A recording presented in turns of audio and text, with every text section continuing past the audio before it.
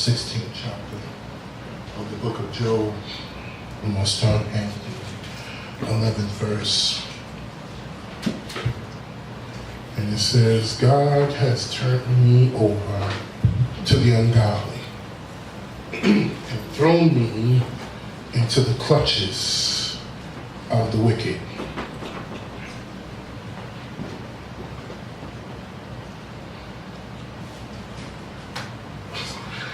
All was well with me, but he shattered me. I'm going to say that again. All was well with me, but he shattered me. He seized me by the neck and crushed me. He has made me his target. Hallelujah. Amen. This morning I want to talk on the subject, discombobulated but determined. Amen. Discombobulated but determined.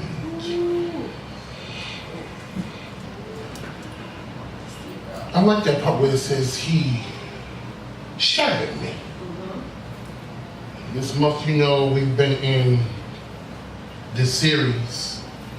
We started out talking about disjointed and dislocated. Came back and said that it was a broken blessing. Last week it was a broken promise. But since it's been a broken promise, we have become discombobulated. And even in the midst of that, we're still determined. This is the last one of this series. I pray it's been a blessing to you. It's been a blessing to me. Because we've been learning about brokenness and what it does. And the things that come along with it. We're believing God to give us another one before the year is out. But in this time frame, the reality of brokenness is that something has shifted inside, and the manipulation of pain and suffering has now come to the surface.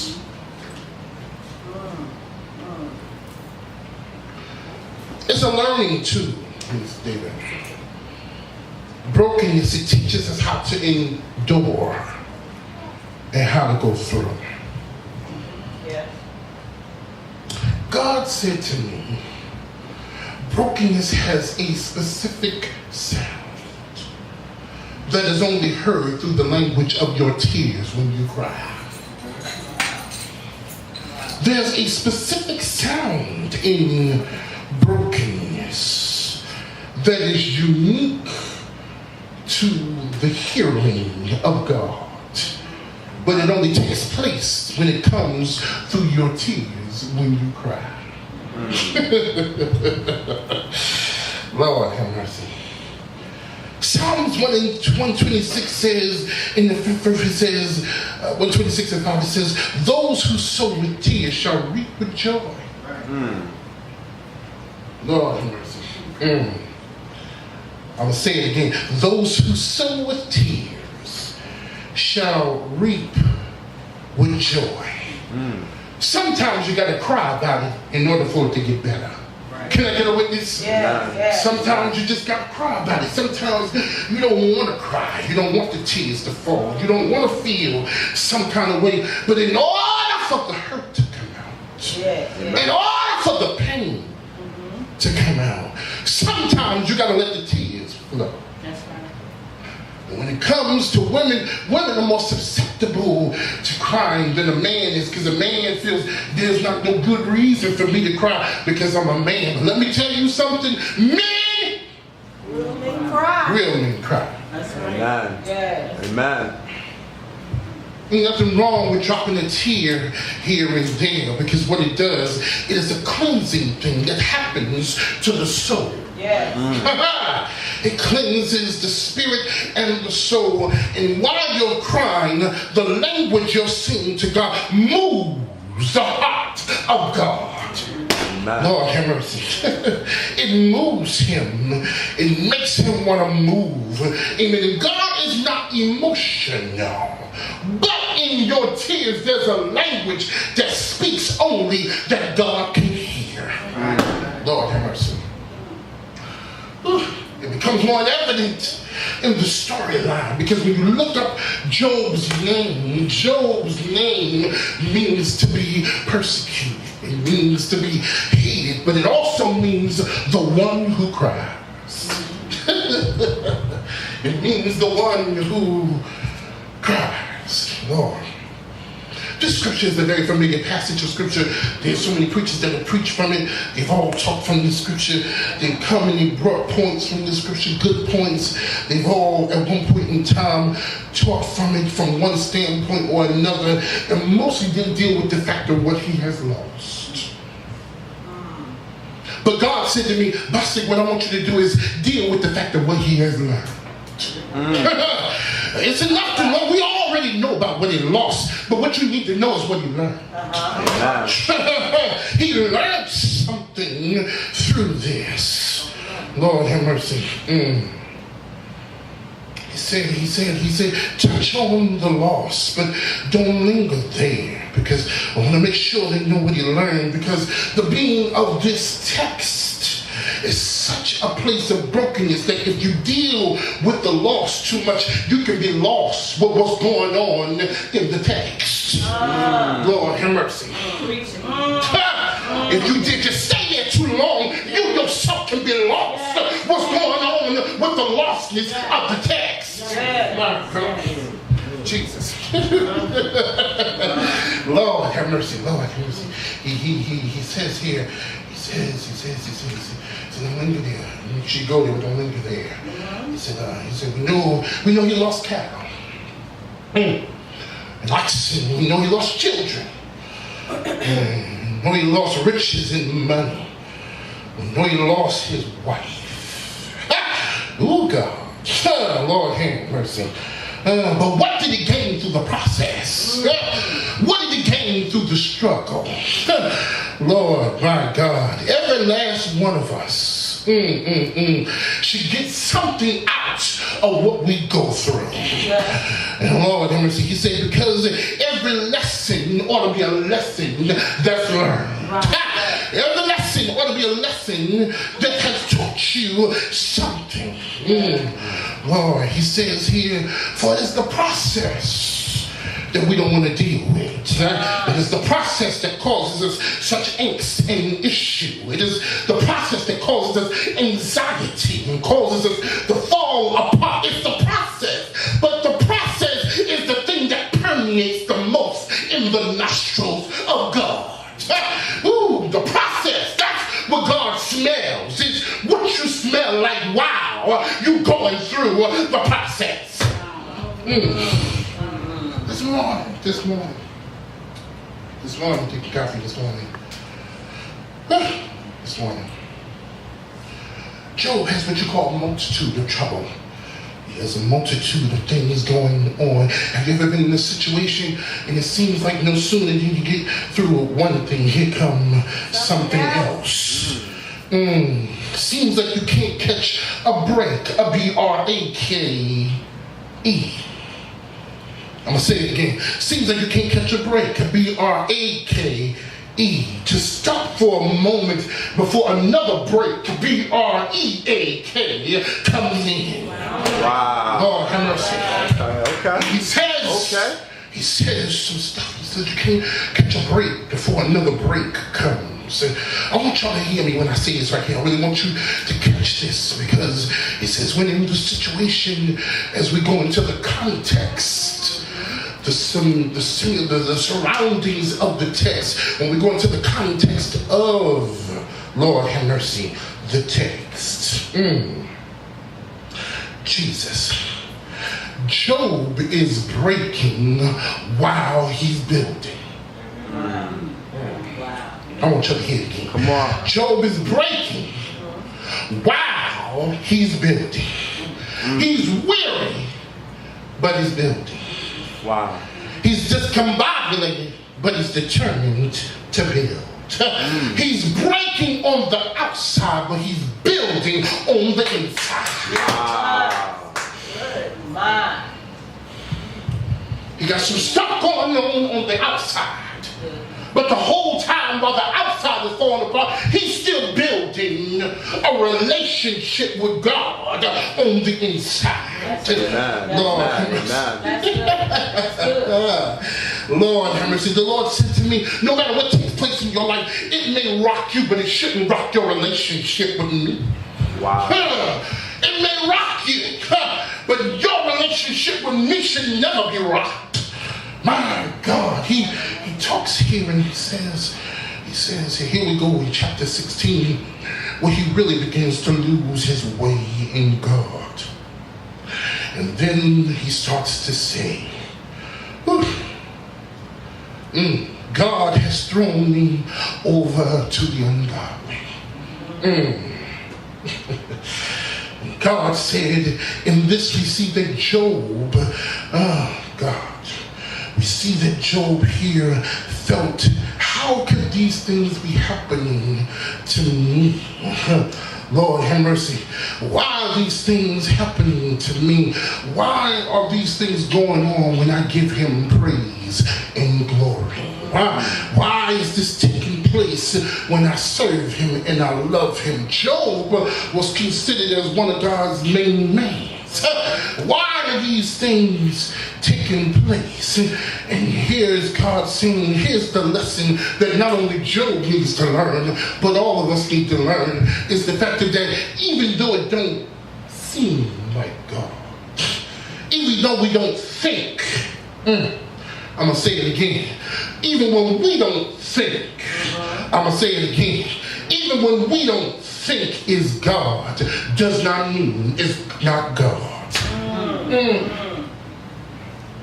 Because there are times we're quick to say, this ain't God. But God is saying, even when you don't think it's me, it does not mean that it's not really me moving. All right. He wanted Job to understand the lesson is that you can't always think it's not me. Even when things happen, doesn't mean that I'm not moving. Lord have mercy. God works in mysterious ways. And his ways are not our ways. Lord have mercy. He wants us to understand here that your ways are not my ways. He says, the Bible says in 2 Corinthians 4:12, for what is seen is temporary, but what is unseen is eternal. So he wants us to get in our head here. We have to understand that God's will at times is that we go through. Sometimes we go through just to be cleansed from the thing that we don't even think we got on the inside. Wow. That's good. Yes. Sometimes I gotta cleanse you. You don't think nothing's wrong, but I gotta come in and do some cleaning, even though you don't think your house needs to be swept. Baby, it's a little dirty. I can see it. You may not see it, but I see the dust. I see the film. I see the thing that needs to be scrubbed. Even though you don't see it, I see it. Lord. Lord, he says here, he goes on to say, he says, he's thrown me into the clutches of the wicked. Job had 3 main boys that was tight with him. He had these buddies of his that were supposed to be close. He had Bildad, Eliphaz, and Zophar. And if you read on what Bildad's name means, Bildad's name means old friendship. Eliphaz's name means the endeavor of God. And Zophar's name means early rising or crown. Give me a minute, I'm ready to put it together. They came and they were supposed to have been comforting him while he was going through. But what they did was they started blaming him. They started saying, you must have done something to piss God off. Lord have mercy. These boys who were supposed to have been tight with him, their names meant old friendship. We got old friendship through our endeavors with God, who's going to give us a crown. Whoa.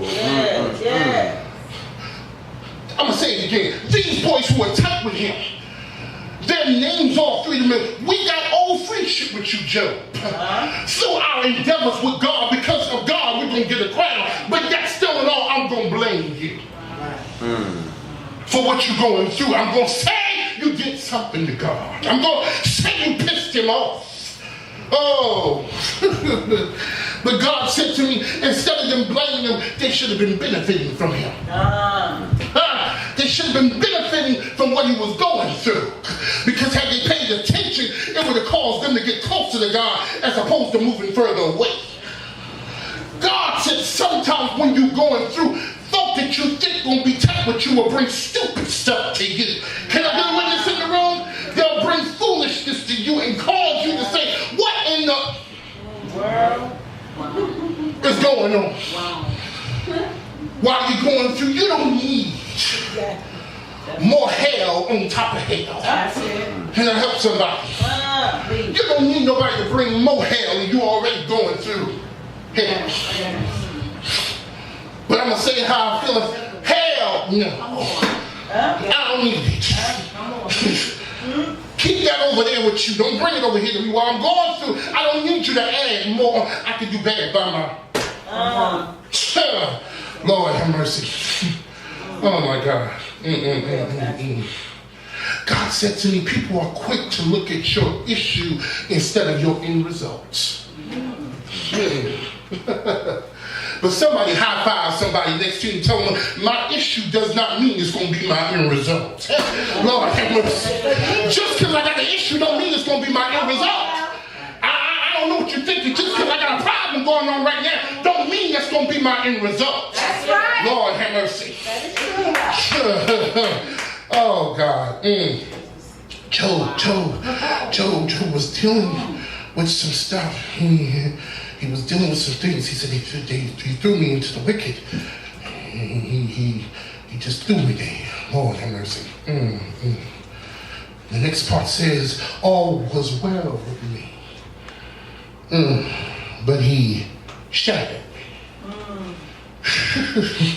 All was well. I didn't have no problem. So it seemed. I didn't have no issue. So it seemed. All was well with me, but he shattered me.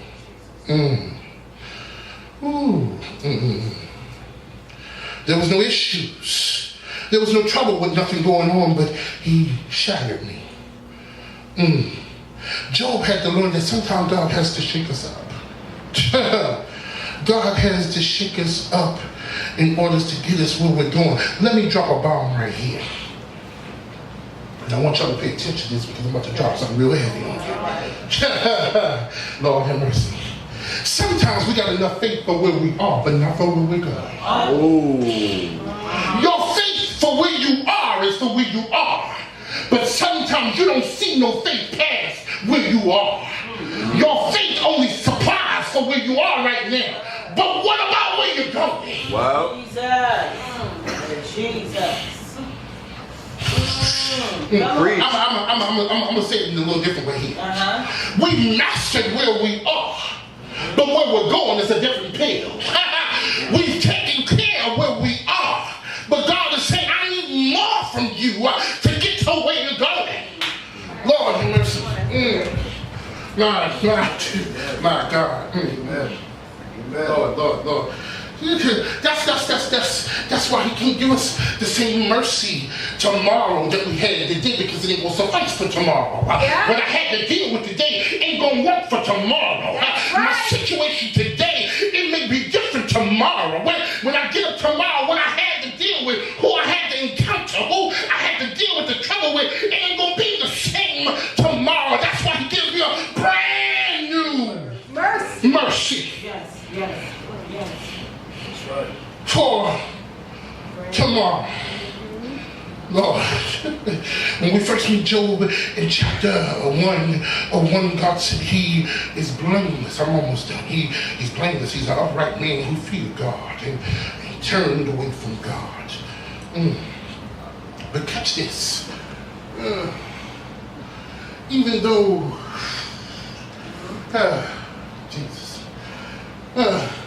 even though you know God, don't make you exempt from going through nothing with God. Some of us feel we don't become too comfortable with God. We feel like God is my homie. And just because I know him don't mean I'm exempt from, don't mean I'm exempt from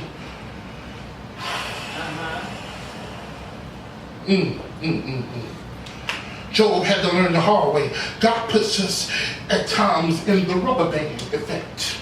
When I say the rubber band effect, sometimes he's got to put us in a place of stretching.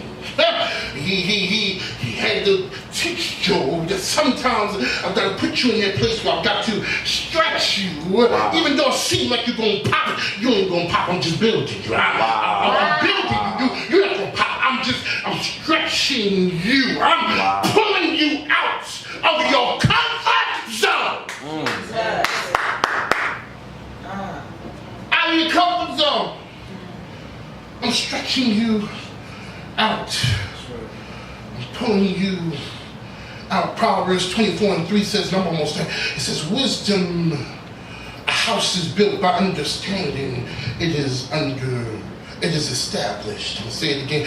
He says, wisdom, a house is built with wisdom, and by understanding it's established. A house will never be built without taking some knocks, without some drilling going on, without some hammering. Come on. Some stuff we gotta knock on, we gotta hammer at it, we gotta drill, we gotta tweak in order for it to get to the next place. He says here, I'm almost done. He says, he seized me by the neck and crushed him.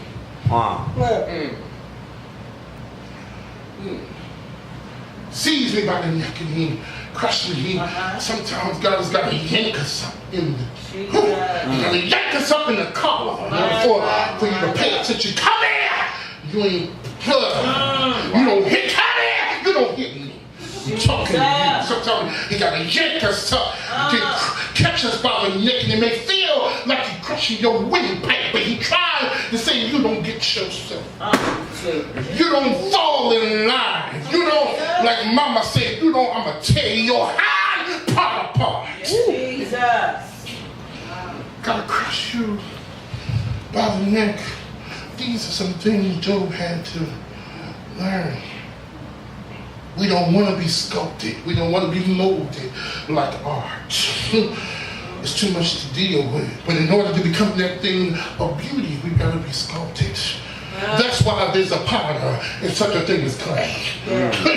You got to be molded. You got to be shaped.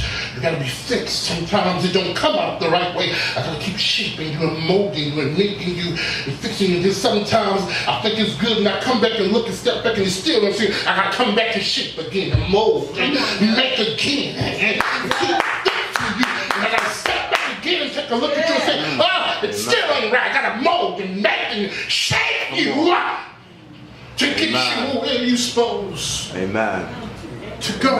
Amen. Because you're discombobulated. But even though you're discombobulated, the greatest thing about this is Job was still determined. Lord have mercy. Last but not least, it says here, he made me his target. Lord have mercy. In other words, he put a bullseye on me. Lord, I can imagine Job thought to himself, you done centered me out.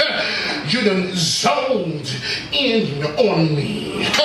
Lord have mercy, I feel like I got a heat-seeking missile on my back. Oh my God.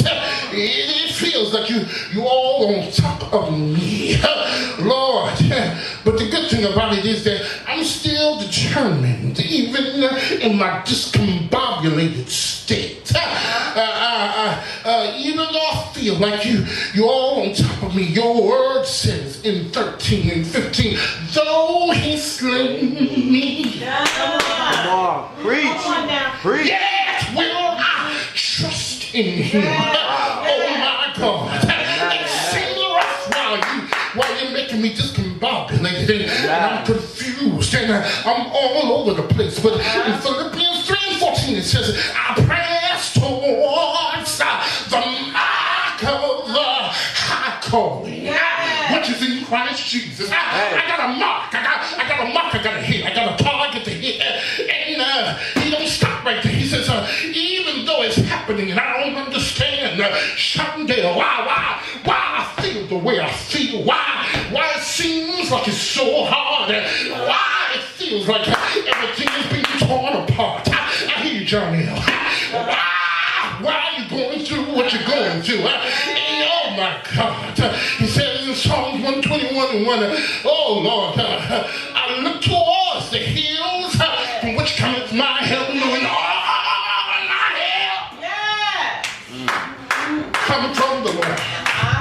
So it says this morning, discombobulated, but you're still determined. That's the thing about it. You can be going through, but you can still be all right. You can still be going through and still trust God. Right. You can go through and still honor God. Right. You can go through and still love God. Yeah. You can go through and still stand still in God. Amen. You can go through and hold on to God. Amen. You can go through and still believe God. Amen. You can go through and still acknowledge God. Amen. You can go through and still promote God. Amen. You can go through and still lift God. How do I know it? I done tried it already, and I've seen him do exceedingly and abundantly more than you can think, ask, or imagine. Amen. My God, my God. Lord have mercy. So this morning, at the end of the series, Jesus, he said, "Let this discombobulated." Joe was saying, I'm confused. Jesus. My mind is all over the place, but I'm still determined. Amen. I may seem a little weary, but I'm still determined. Don't count me out yet, baby, because I'm still determined. Going through hell, but I'm still determined. Fire is all around me, but I'm still determined. Lord have mercy, I feel like I'm sinking in water that's above my head. I'm still determined. Jesus, I'm still